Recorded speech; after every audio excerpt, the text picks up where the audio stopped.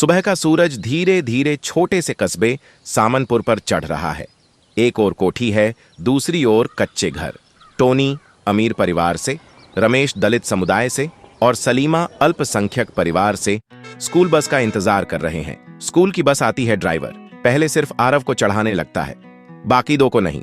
तभी एक बुजुर्ग ड्राइवर से कहते हैं, अनुच्छेद 14 के अनुसार कानून की नजर में सब बराबर हैं। फिर ड्राइवर तीनों बच्चों को एक एक करके बस में अंदर चढ़ाता है। बस चली जाती है।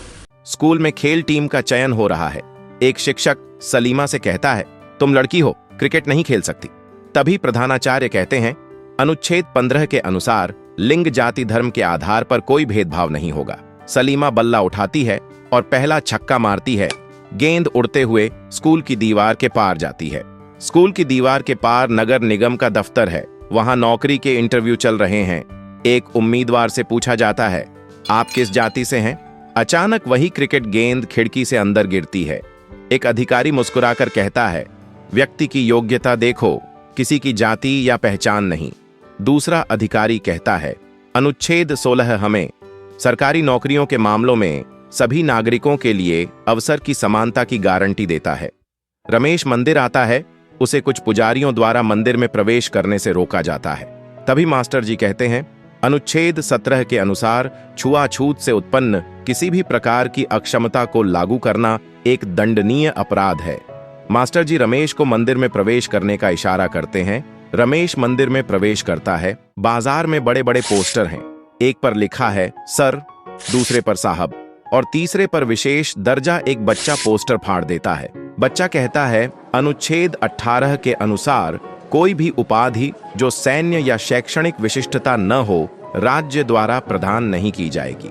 सुबह के अखबार में सरकार की आलोचना छपी है। पत्रकार मीरा लिखती है, एक अधिकारी उसे डराता है। मीरा कहती है, अनुच्छेद 19(1) के तहत मुझे भाषण और अभिव्यक्ति की स्वतंत्रता का अधिकार है।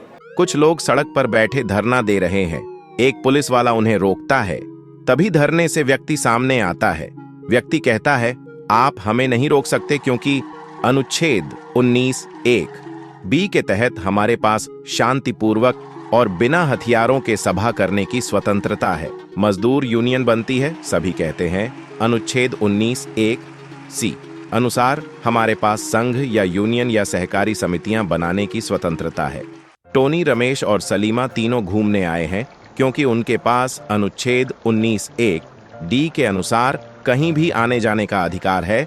टोनी दूसरे शहर आ जाता है क्योंकि अनुच्छेद 19(1) के अनुसार भारत के किसी भी भाग में निवास करने और बसने की स्वतंत्रता है।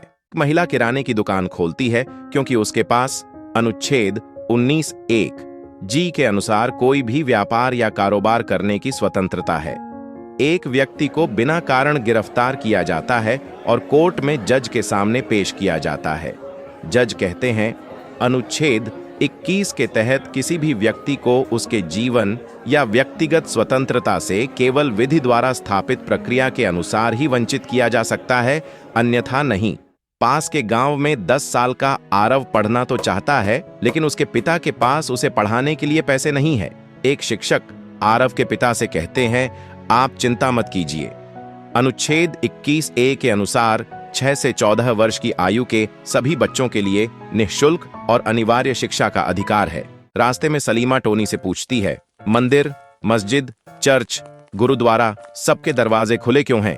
टोनी जवाब देता है, हमारे पास अनुच्छेद 25 से 68 में किसी भी धर्म को मानने, आचरण करने, प्रचार करने का अधिकार है।